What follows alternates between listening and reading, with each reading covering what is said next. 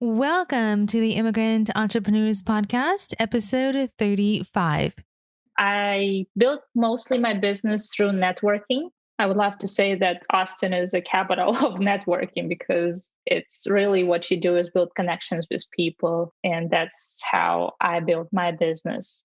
My name is Lena Warwick, and I'm super excited to chat with Irina Alexander on the show. Irina came to Texas to join her husband in her early 20s.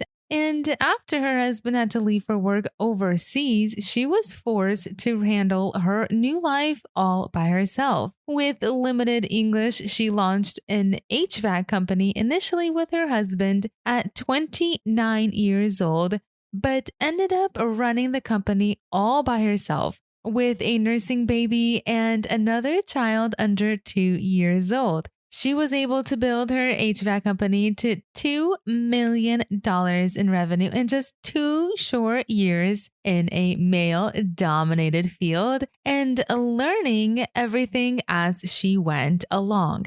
She now specializes in coaching business owners how to run and grow their businesses. So let's dive right in and hear all about this young entrepreneur's journey to success. Okay, Irina, thank you so much for coming on to the Immigrant Entrepreneurs Podcast. I'm truly excited and honored to share your story. So, welcome to the show. Thank you so much for having me today.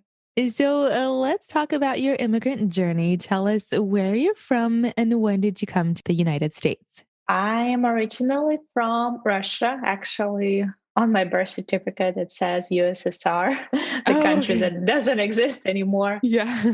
but from part of USSR that is Russia. And I moved to United States just over 11 years ago. And it was not just a planned journey of moving. Actually, there is a story behind it. I never planned or thought about moving to America, Okay. but I actually moved to America from China, where I was working.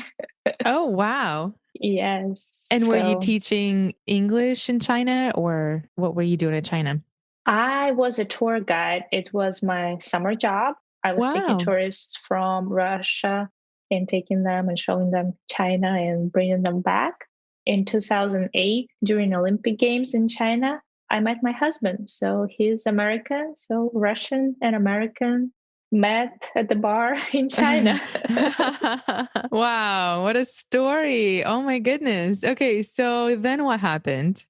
We dated for a few months, and then when he was relocating to Brazil to work to have his next work project, and I was actually graduating university and going into a PhD program, that's when he proposed. And 9 months later, no, I didn't have a baby.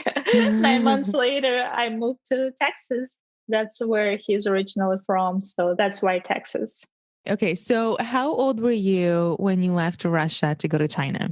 Well, it was on and off trips. There's not a specific age since I was going back and forth all the time. Oh, okay.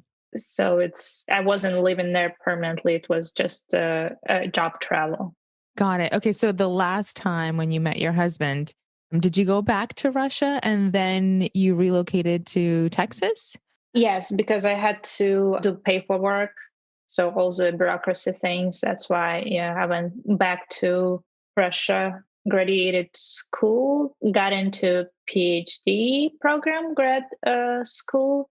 And when embassy called for in-person interview, I went to Moscow for in-person interview. Then from Moscow, I moved to Texas. So, how old were you when you moved to Texas? I was in my early 20s. I was 21 or 22.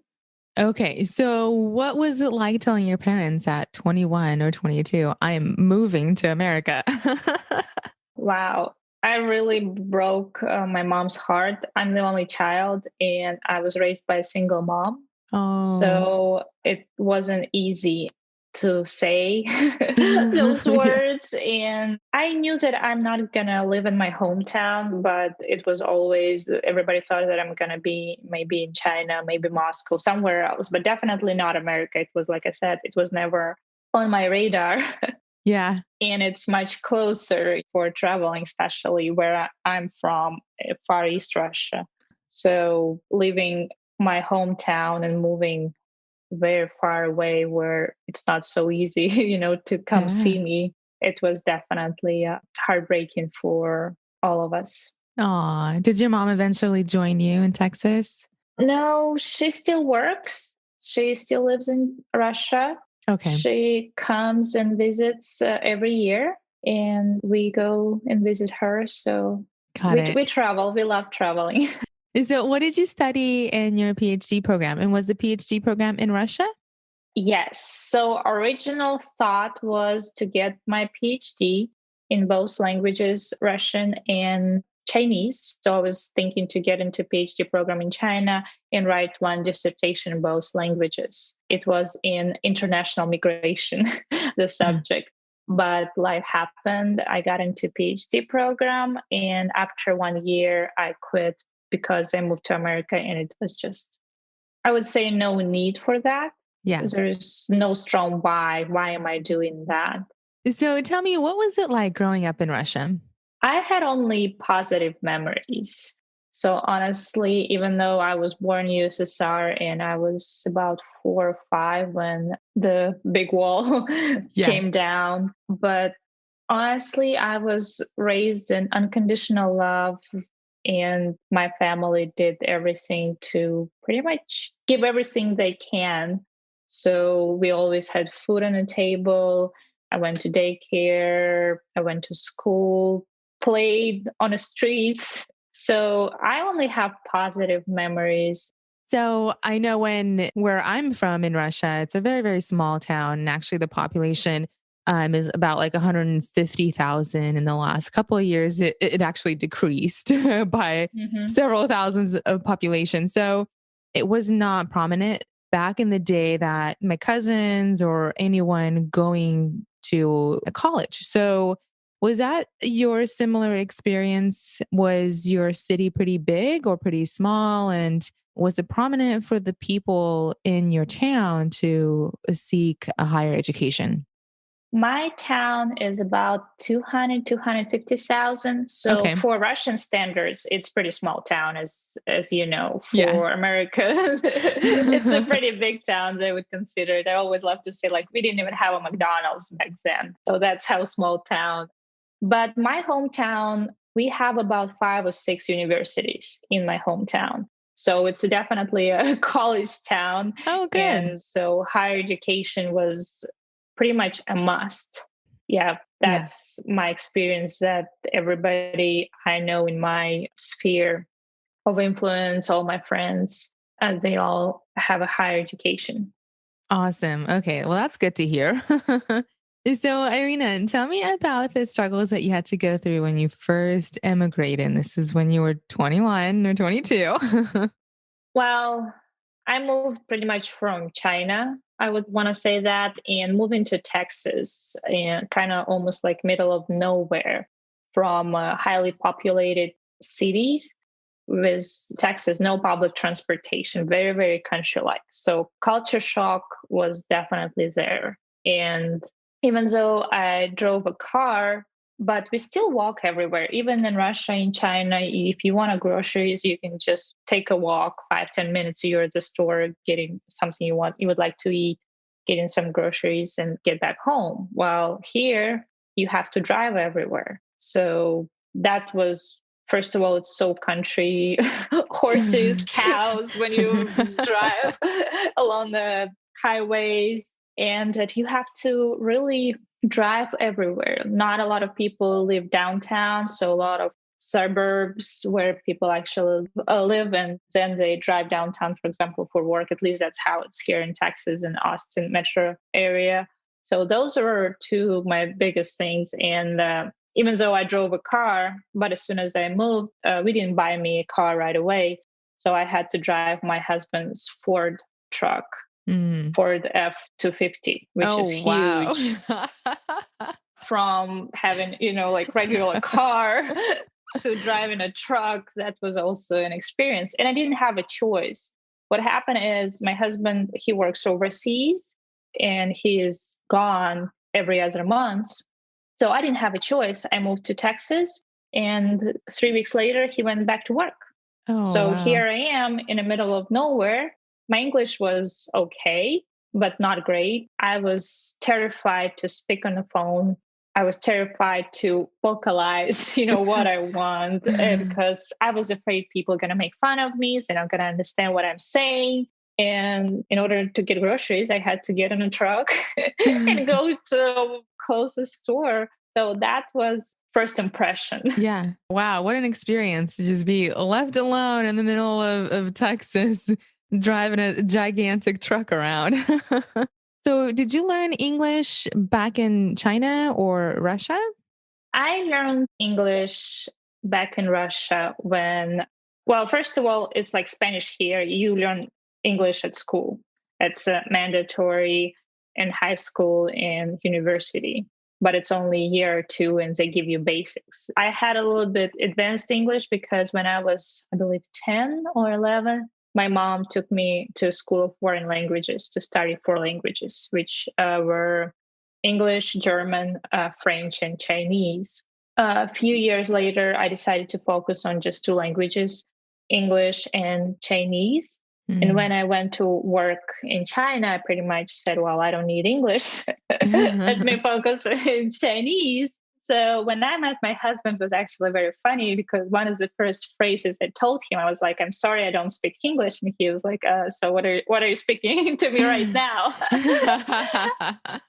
And I was like, well, my English is bad. He was like, well, it's better than my Russian because I know zero Russian.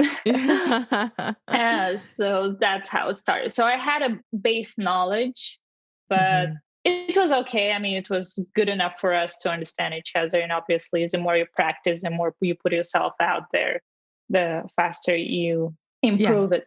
Yeah, yeah. So, did you take up like college courses to learn English or hire a tutor, or you kind of just through experience learned and picked up English? Yeah, only through experience. I didn't take any courses. I just put myself, well, like I said, I, Yeah. I moved to Texas and he left. So I had to figure out on my own, when it comes to insurance, going to a grocery store, calling a doctor. So I just pretty much dived in and That's and that's learned the as I go. that's the best way to learn. Yes, definitely. And the fastest way, I think, as well. Yeah. Awesome. So, Irina, before you tell our listeners about your company, tell me about the path you took. Did you try to go into any other fields before starting your business? Oh, wow. Well, there's always a story behind every story. And for me, I've been a serial entrepreneur for many years. Had my first business when I was 20, I think. It was back in Russia. Wow. So I've been in the different fields. And so I didn't get to my current business right away. It took me years of figuring out how I can do what I love and make money from it, monetize my message. Would you like me to go get into details? Yes, please. Absolutely. Originally, before I even got into college and university, I wanted to be a teacher. And Mhm. my mom told me, it's like, well, teachers don't make money, which is, we all know, true. Mhm. That's why I went to PhD program. I wanted to teach in college, but it still were not big money. And so I got the master's in business administration. Mhm. I started my business. I love entrepreneurship, but what the problem is, colleges and universities, they do not teach you how to run business. Right. That's a big gap. So when I moved to America, I got my real estate license. And later on, me and my husband, we decided to open the heating and air conditioning business. Oh, That cool. was first big business here. And a lot of people ask, like, well, how did you get into HVAC, heating and air conditioning Mhm. business? And I said it was pure business decision because it's something that people need. Doesn't matter what happens, especially in Texas. Doesn't matter what happens with the economy. Because if economy goes down, what people stop going out to eat, they canceling all their gym memberships, you start Yeah. working out at home, and they stop entertaining. They stop spending money on entertainment. Hmm. So with heating and air conditioning, the same with any service industry like plumbers and electricians, it's something that is needed all the time. Doesn't matter what Especially in happens, Texas. Oh my especially goodness. in Texas. Yes. I mean, first of all, it's so hot 9 months out Yeah. of the year. And plus, we are growing like crazy here in Austin for so many years in a row that it's just amount of people moving here every day. All the big tech companies that coming and bringing Hmm. more job opportunities. So that's the reason behind why heating and air conditioning company. And what I thought is going to be a joint adventure, me and my husband running company together. Well, he went back to work Out of country. out of country. Well, Okay. back then, well, a little bit backtrack. So what happened is in 2016, oil field went down and he lost his job. What went down? Oil field, Oh, he's in got the it. oil field. Got it. So in 2016, he lost his job. I was 5 months pregnant with my second daughter, and we decided to open heating and air conditioning company. Well, when you open any business doesn't start create profit right away. It Hmm. creates revenue, but not profit. So he went back to work to make money. And I was running company full time with two kids under the age of 2, breastfeeding one of them. Wow. Oh my goodness. Wait, okay, so I gotta ask something. Did you guys hire employees and then started taking on, customers, or how did this happen? Absolutely. Yes, Okay. absolutely. Because I had zero knowledge. I am an expert in working on a business, not in a business. So you weren't climbing the attics and installing these Exactly. ACs. It was like the only time you can see me wearing the technician outfit is Yeah. probably for Halloween. That's the only time. So absolutely, we hired the operations manager. We hired our first technician. Later on, we hired the receptionist, dispatcher, and so on. So yes, we originally started with hiring people because we were not doing work ourselves. Absolutely. Okay. So yeah, he was working, I was running company in that's in 2 years. I reached top 1.6% of all women-owned businesses in the United States.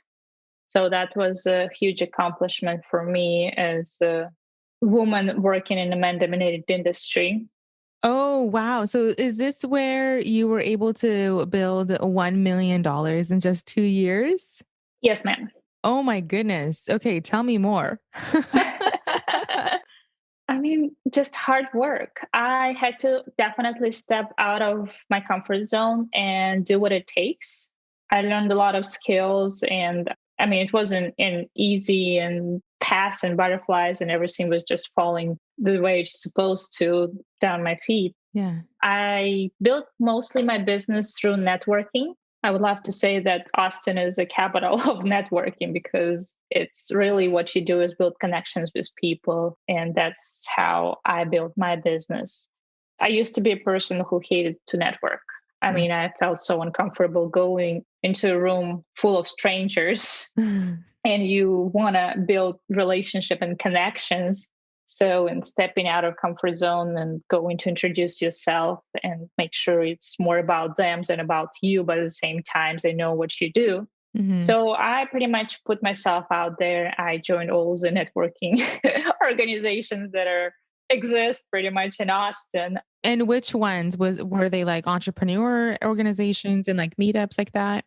It's a lot of paid ones. So like BNI, Business Network International, Chamber of Commerce is, I became ambassador with the Round Rock Chamber of Commerce. The Buzz, Team National is just business exchange. There are a lot of smaller organizations, for example, like meetups, Mm. also like NARI, National Association of Remodelers. I'm not sure what exactly those words stand for, but so places like that. I mean, in Austin, honestly, back pre-COVID age, Yeah. you can network and you can go to different places probably 2, 3 times a day.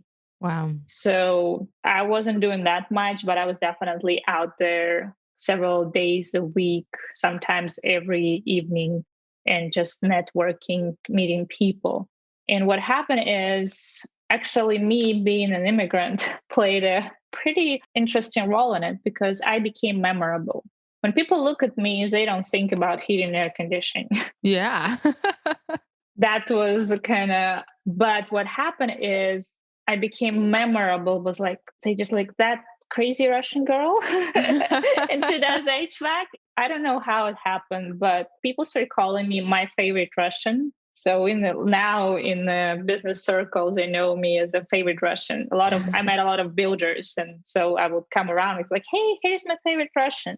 So I just kind of became, I would say, a certain way popular by being different. Mm. What I was afraid of before, because I look different, I sound different, I eventually used it to my benefit Mm-hmm. to stand apart. And people's like, hey, let's keep her. When something happened with air conditioning, they would call me and say, hey, we'd like to use you. Just be on top of the people's mind when something happens. That's Mm-hmm. what happened when I was networking so much. And that's what I wanted. I mean, they might not have immediate need for replacing or repairing Right. their unit, but when something does happen, I'm on top of their mind. And that's what happened. And that's how I was able to grow my business so fast. So did you guys have to raise any capital to start this HVAC company? We didn't raise any capital. We used our savings originally to start the business. Okay. And then so you never raised capital at all for this HVAC company. No, And you were able to get up to $1 million in 2 years. that's right. Oh my goodness. I'm still so shocked. Crazy, crazy. A woman, from Russia and dominating in the HVAC industry is just astonishing to me. So good job. Oh, thank you. Thank you so much. So it was literally hard work. It was 24/7, especially with heating and air conditioning, because everything breaks down, as we know, like Yeah. either after hours or in the Yeah. weekend. So it was definitely, what happened is it was taking life away, honestly. Even though I accomplished so much, but it also hurt my family in my relationship and friends, because a lot of times friends would call me and I was like, hey, I can't, Yeah. people like, where are you? I was like, I'm working. So I was not a business owner. I pretty much created myself a job. I was self-employed, even though I had people working for me. And that's what I would like to say, that the actual definition of business is a profitable enterprise that can work without you. If you cannot leave your business and come back and it's thriving, that's not really a business. It's just, you're self-employed. Right. And that's what happened to me. I realized that. And in a few years, I got a burnout. I was exhausted. It was bad. So I Yeah. was driving on the highway. And I remember it like today. I was driving on the highway and I called my mom and I said, Mom, I'm coming home. And she was like, what do you mean? And back then, I haven't been home in 9 years. And I was like, what do you mean? I was like, I need to escape. Yeah. I need to change the scenery, because heating and air conditioning here in Texas is the most money making time is summertime. So when Hmm. everybody taking vacation, you're taking care of everybody else. So I got a burnout. I got my daughter's passports and visas, and we went to Russia for months. For 1 month? For months, for the whole months. Oh, okay. Yeah. Mhm. And that's when I kind of like took my time to figure out, what do I want to do? Do I still want to do that? So I came back, and by that time I was already leading several networking organizations. And Mm. when I just started networking, I would, meet with people and I would look up to them. I was like, well, how did you do that? How you built your business? Well, in a couple of years, I became that person. People would come to me and they would ask me, how did I do that? And I was like, okay, if people value and they want to know how I did things, how can I monetize my message? And that goes back to teaching. That's what I wanted to do my whole life. I just didn't know how to make money out Yeah. of it. Yeah. So wait, Irina, so did your husband eventually join you in leading this HVAC company or you were running this all by yourself? All by myself. He is Okay. still working oil field Wow. Okay. Okay. till Just wanted to today. ask. Till now. He actually just left for work on Saturday. So Oh, he okay. is still working in oil field. Got it. Got it. Okay. So you're in Russia and you're just thinking I'm in about, Russia. I'm thinking about it. And I came back, talked to a good friend of mine who is a business coach. And I was like, I need to do something different. I figured out that I do not want to go back. Can I go back? Yes. Do I want to go back? No. And what with me is I love to build businesses. I love to put puzzles together to create systems so business would run. But once it's running, I kind of, in certain way, lose interest. So crazy me. And that's when I was like, okay, let me see what else is out there. So I started looking into speaking, coaching, mentoring, consulting, figuring out what's the difference between, coach and consultant. I didn't know what's the difference before. And for some of you who might be curious, the main difference is consultants usually do work for you, and coaches, they coach you how to do the work and keep you accountable versus doing it for you. Mhm. And that's when I was like, yeah, I don't want to do work for somebody else. I already had my Yeah. fair share of doing it. I would rather coach and teach and mentor and keep people accountable. Yeah. And that's also when what I realized is before I was doing a lot of personal development, and in a couple years of business that I was so successful, I stopped investing in myself because it all came down to money, money, money, bottom line. So, Mhm. I mean, I lost myself in a certain way. So when I took that break, I was like, okay, it's time to invest back in myself because I'm a constant student. I love to study, to develop myself, to invest in myself. So what I realized is when you go to certain events, you get all fired up, motivated, and then you come back home. And a week later, Mhm. all the motivation is gone. Yeah. You're the same Life you. happens and the same you. And that's what I was like, what can I do to keep that momentum going? Not only for myself, but for other people. So, and it was almost a year-long journeys that I started over a year ago now, where I started taking certain classes and certifications. And last year, I became a certified business coach as well as NLP practitioner and trainer. So, and that's what I do now is I actually coach people how to run successful, profitable business without getting burned out. Okay. So how old were you when you first launched the HVAC company with your husband? It was 2016. I was 29 or 30. Yeah, I was 29. 29. Okay. And so you ran the HVAC for a couple of years? Well, I just sold it in February 2020. So, Oh, okay. Okay. So this burnout was within the last year or so. well, burnout happened in 2019. Got it. Got it. So when Okay. I came back, I was just figuring out how to sell company and what's the next steps to take. So Mm. it was my exiting strategy for almost a year. Okay. Okay. Got it. And then within that time, you realize that you want to become a coach and no longer Yeah. run this gigantic company. Yes. Like I said, I always wanted to teach. I just didn't know. I mean, to be honest, I love money. I Yeah. love comfortable life, but I also want to make impact and make a difference. And I love to see people succeed because when I was running business, I was very selfish. And I was like, well, if I figure it out, you can do it as well. And then something just shifted in my brain, and I realized that I actually do want to help people. Mm. So, I mean, I wasn't that great an open person. I'm just I was very selfish Yeah. and had a high ego at certain point of time. So, Irina, tell me, who are your main clients? Are these people that are starting their startups? Are these people right out of college? Who are your main clients and who do you serve?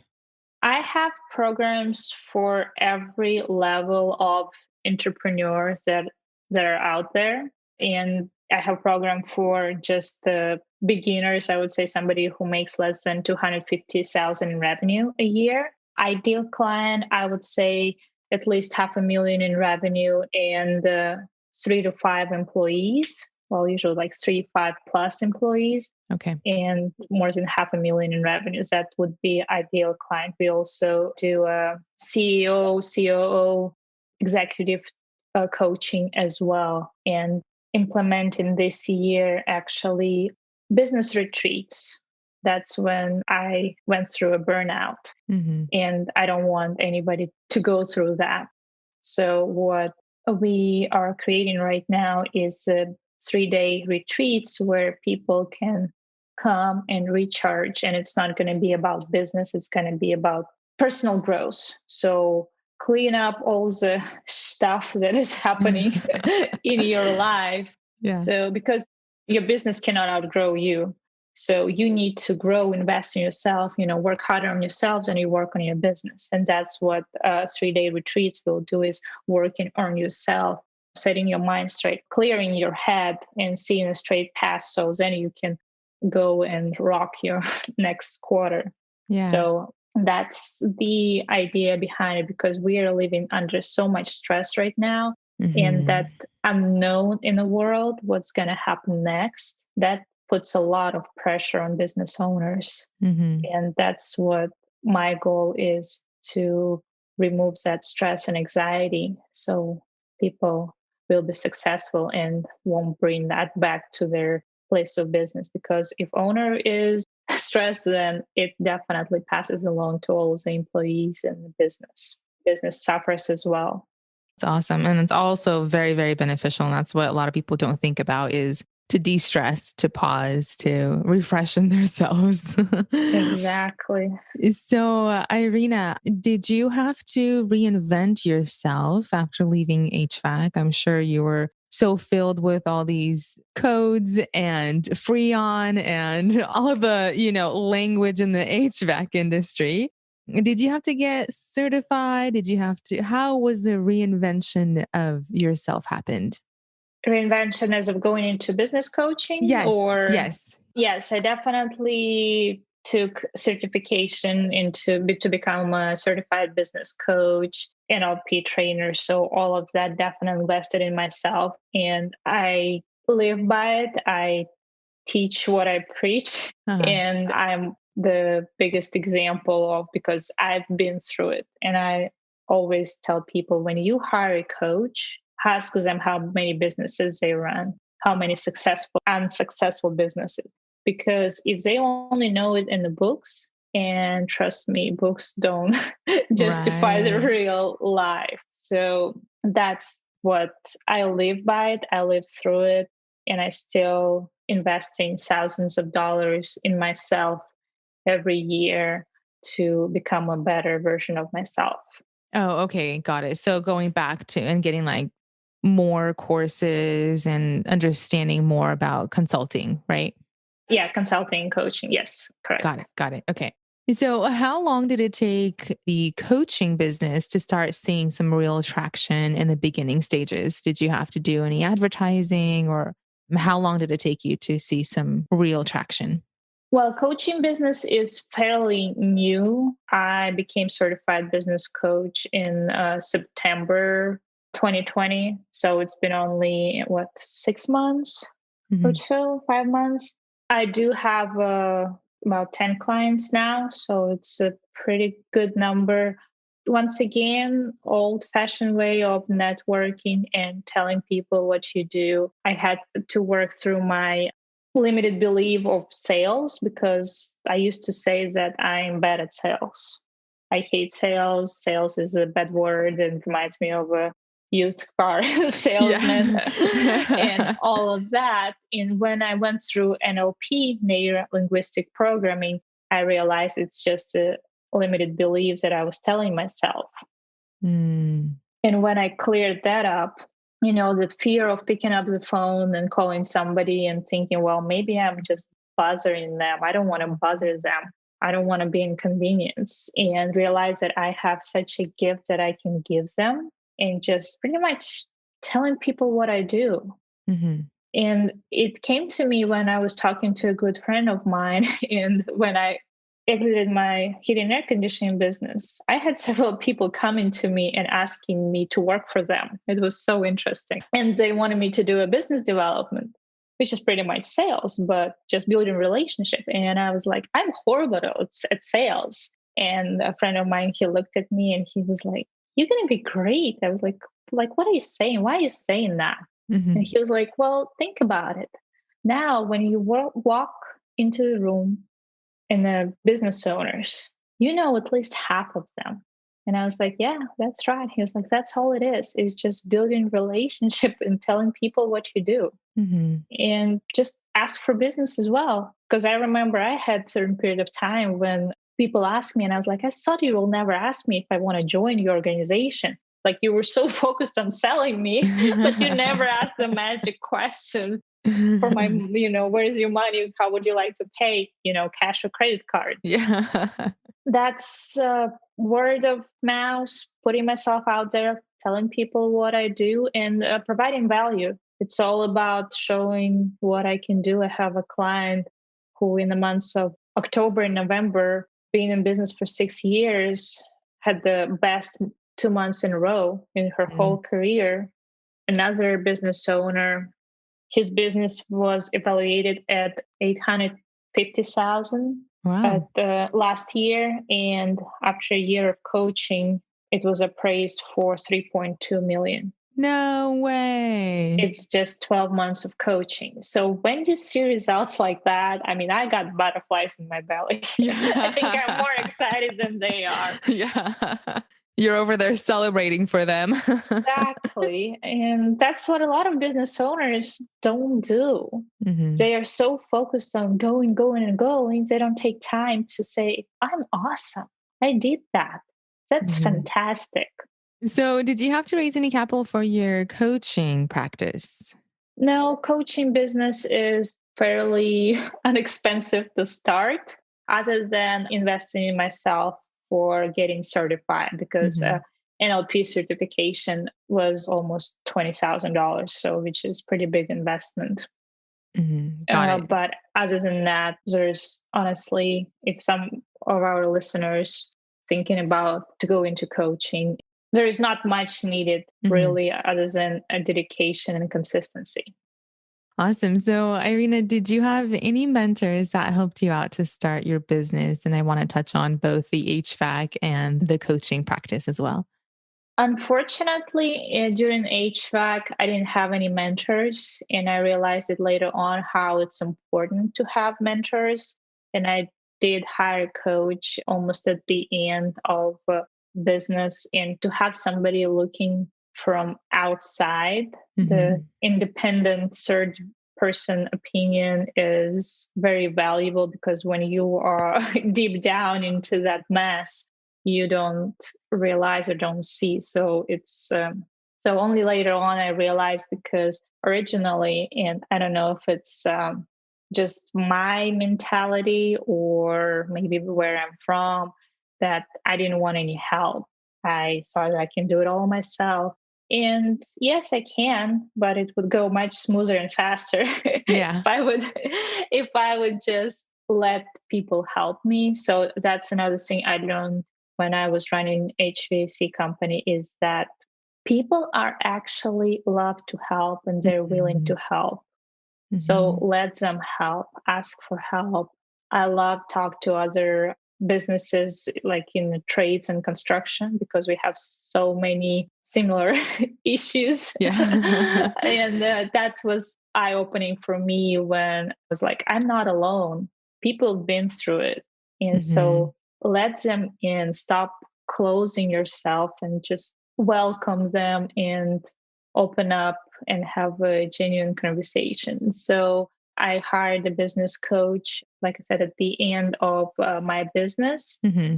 And he later on became my very good friend and the person who actually inspired me to start business coaching and who are we working right now together with. Well, he helped you out with your coaching practice as well. Yes. So what happened is for almost a year, he was dripping on me like, hey, you're going to be a great business coach. And he's like, why don't you, come work for me or with me or together? And I was just pretty much saying no. And January 2020, we had a lunch or dinner and he was like, hey, why don't we collaborate and do like a workshop together? So we started planning that for March. We scheduled it and then March happened and we had Oh no. to, was our first workshop was actually over Zoom because we had to figure out how Yeah. to do it instead of in person. And that's when I kind of like said, okay, because I was sharing with him all my ideas. He's literally my mentor. Now sharing all my ideas because that I do not want people to get demotivated. I want them constantly, to keeping them on track. Mm-hmm. And he's like, that's exactly what we do. Like, why do you need to reinvent the wheel when you can just, come and let's work side by side? And it's another challenge for me because I'm so used to do everything by myself. Then I was like, and I do like to put myself out of my comfort zone. And I said, okay, I never worked with somebody. And we had a very good conversation where I was like, just if something does happen, just promise it's not going to affect our friendship.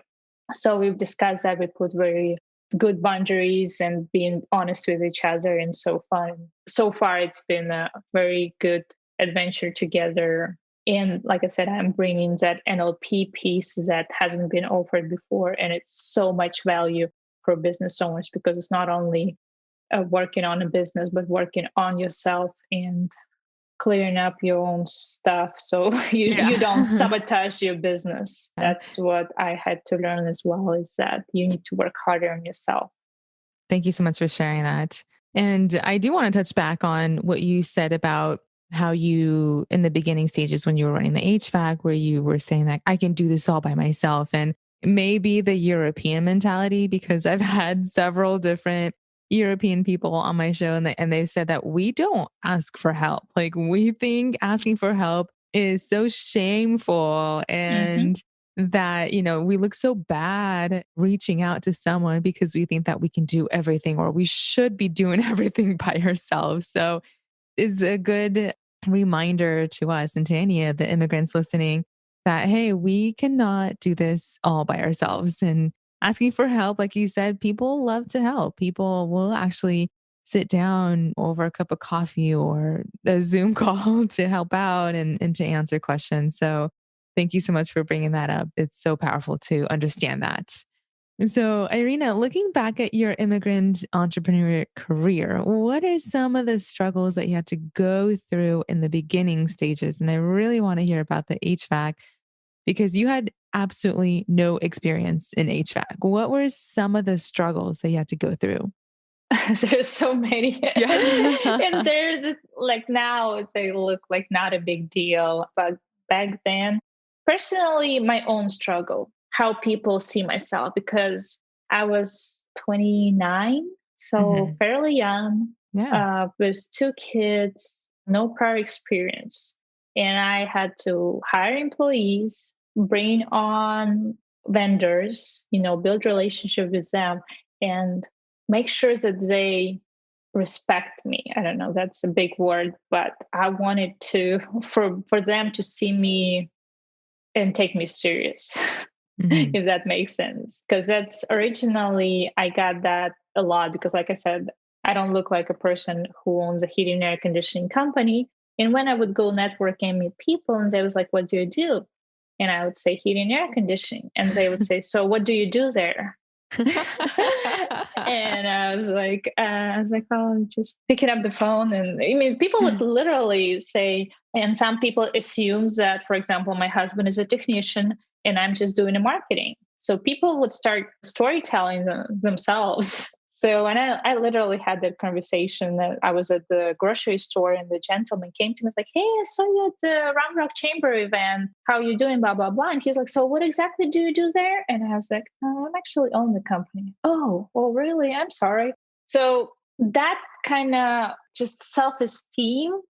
I mean, later on, people already knew that and it wasn't a problem. But the Right. first 6 months, it was definitely hurting my ego, I would say, Mm-hmm. that people don't take me serious. And for me, being valedictorian, straight A student that almost got a doctor's degree, that was definitely. So I was somebody in Russia. And then when I moved to America, I was pretty much nobody. And I had to build it all over again to prove myself. So for me, that was one of the biggest struggles.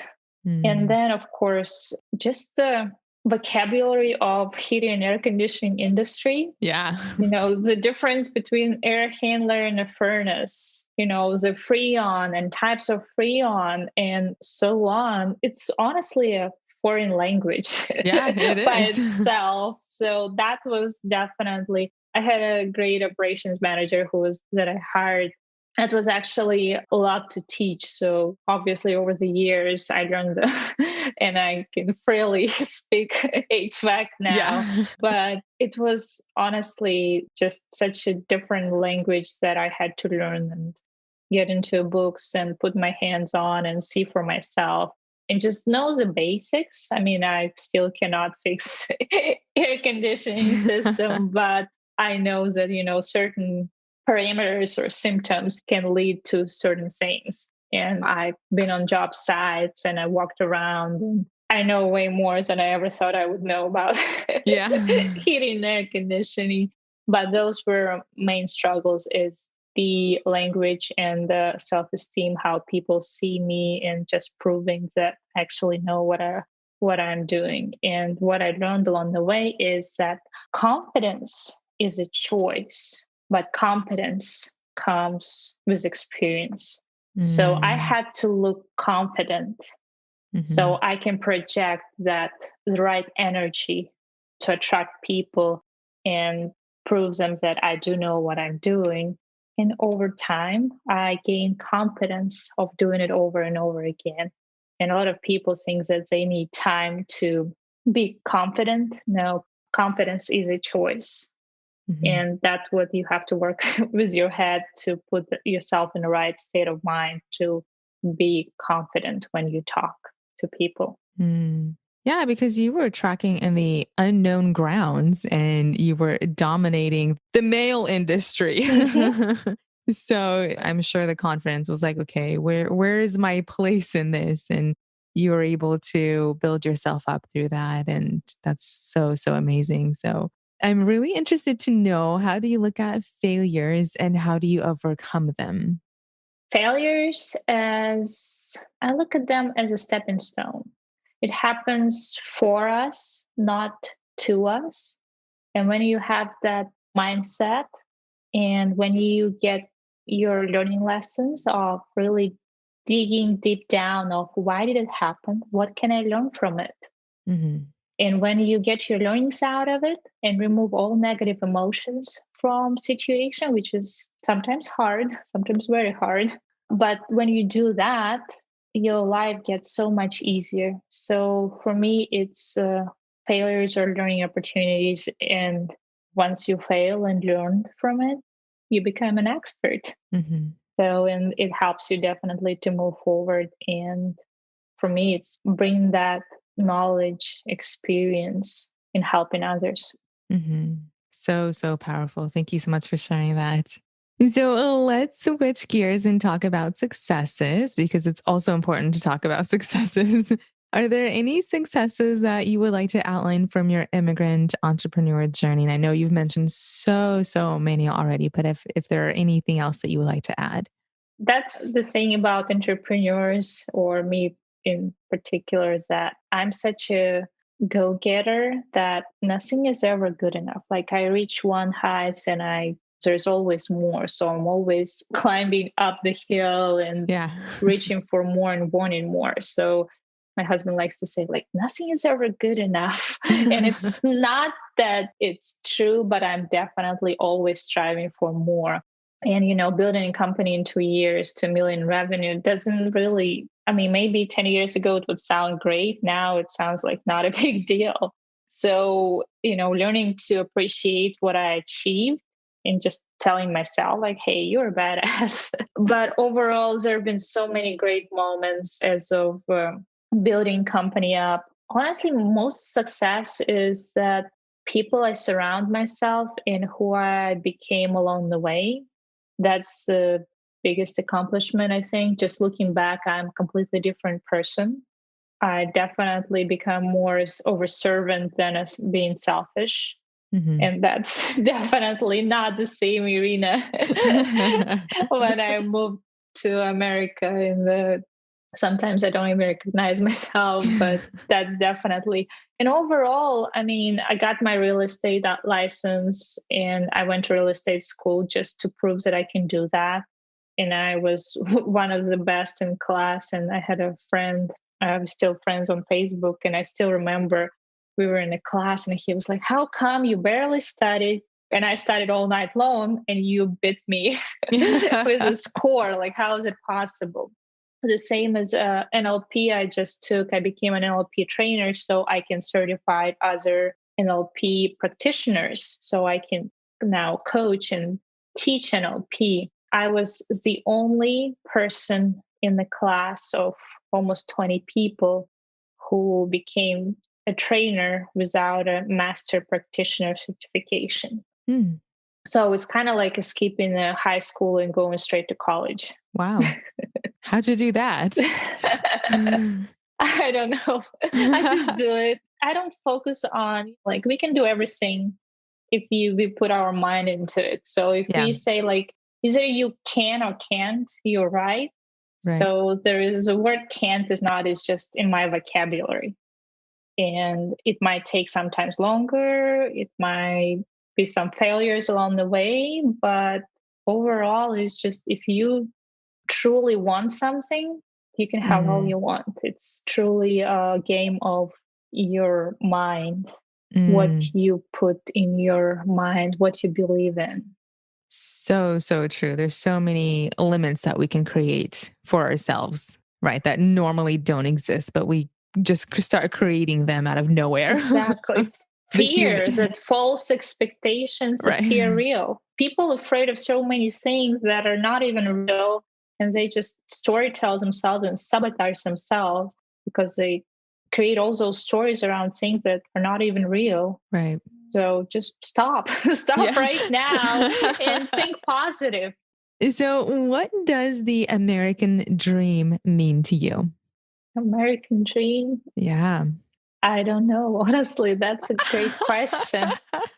Even though I am an American citizen, we all have our own dreams. And I don't know, when somebody says American dream, I see the house with the white fence and green grass. I don't know, that's a typical Hollywood movie.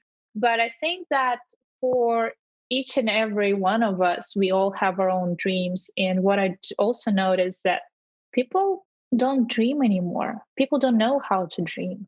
And that's something we need to learn from little kids. They dream all the time. My kids, they want the magic wand. I mean, that's what they've been asking for Christmas.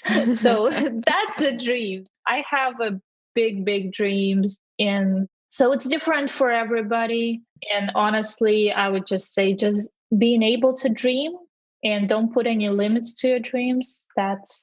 Everything is possible, but is it a necessary American dream? I don't know. It's just my dream.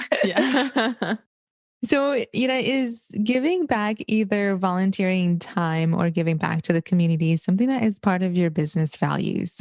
Absolutely. Totally 100%. The way I give back, and once again, I didn't do it before. I had to grow personally to realize how important it is to give back and how great it feels to give back. Mm-hmm. So I do serve on the executive board for Access Healthcare System, which is a free healthcare clinic for people in need. Because where I'm from Russia, we have healthcare available to anybody. It's free. It's government provided. And here in America, you can't get that. And so I became a part of the board of directors for Access Healthcare System, where they provide a healthcare for free. So that's something I am passionate about. And another way I give back is I also a mentor with a SCORE, and SCORE is a government affiliated institute from SBA, Small Business. Gosh, what it stands for SBA? Small Association, Business maybe? Association, I think, Yeah. maybe, where pretty much they finance businesses. So what SCORE does is provides the mentoring. So when you're a business owner and you need help in any way, like from taxes to business planning to any consulting. So you can go and submit a request and they will match you with a mentor who gives time for free. So I also mentor as a business coach for free anybody who is in need of business advice. Mm-hmm. A lot of startups, some of them existing businesses. So that's my way. And also, if somebody comes to me and with certain request, I always help. I don't usually advertise that. I don't believe in helping people with money because people don't value that. But a great story I love to share is that there was a girl that was working for me, and I found out that she's pretty much sleeping on the floor. She exited the very abusive relationship and she moved out and she didn't have any furniture. So she was literally sleeping on the floor. I went to a friend of mine and I said, hey, in America, people like to have a lot of stuff and a lot of stuff sitting in garages. So he got a U-Haul and we went around friends and got a lot of furniture and we furnished her apartment. Wow. So that's how I give back. It's just by doing good. And sometimes when people don't even ask, but it just whatever feels right.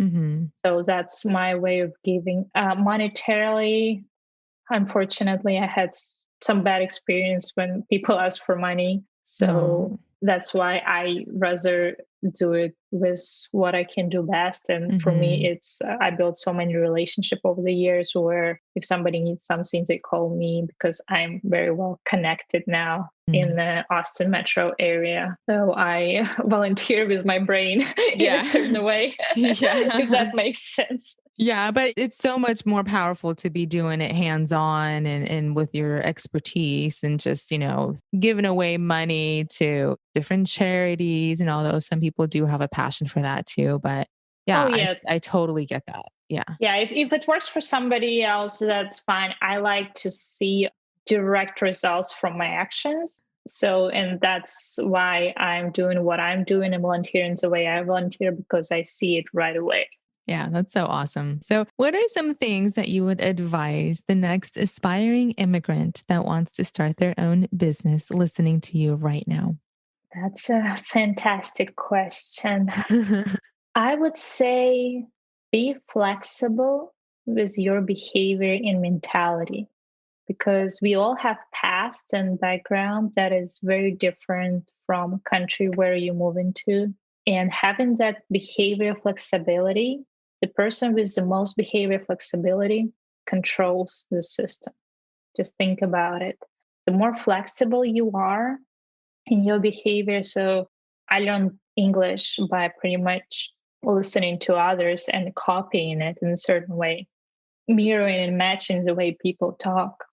So just be flexible and be open to receive and just observe. So that would be my advice. And dream big. Everything is possible. So just never give up, dream big, and be flexible. So powerful. So, I want to wrap up with some super, super fast questions, if that's okay with you. Sure. Okay. The first one is, what time do you normally start your day? Anywhere between 5 and 6 in the morning. Okay. Is that because of your kids or because of your work? It's because I want to be up before my kids are up so I can have Okay. some personal time. So it's not I don't have to, I choose to. Got it. Got it. Okay. And then how many employees do you have? Right now, I don't have any employees, but in my heating and conditioning company, we had 10. Okay. Awesome. And then how often do you watch TV in a week? I do not have cable, so I do not watch TV. I love it. Okay. The last one is how many hours of work do you normally put in, say, on average in a week? Wow, that's a tricky question. I honestly don't know. There are weeks I can coach for, I mean, anywhere from, well, right now I don't work as much because I don't have to. So I would say 30 hours a week. But when I had my heating and air conditioning company, I think 80 hours probably. Oh my goodness. So yeah, Yeah. I working smart now, not hard. Yeah, I love the 30-hour work week. That's awesome. And I'm sure through experience you were able to build that. So, Oh, yeah. absolutely. Yeah. It doesn't come overnight. So Yeah. it's like I said, I had to work first 80 hours to Yeah. figure out how to work 30 now. Hey, well, Irina, thank you so much for coming on the Immigrant Entrepreneurs podcast. And your journey is just one of a kind. So thank you for sharing your journey and I wish you all the best of successes. And thank you so much. Well, thank you. It was my pleasure sharing my story, and I really appreciate the invite and introduction to be here today. Alrighty, guys. Thank you so much for tuning in. If there are any links that were mentioned in this episode, make sure to check them out on my website under this episode to find all the links conveniently located in the show notes. I just wanted to ask for a quick favor. If you could please leave a review wherever you're at listening to this podcast. Also, if you're an immigrant entrepreneur and would love to be on my podcast, please email me and we'll get connected. I'll see you guys all next time for another exciting and impactful episode. Take care.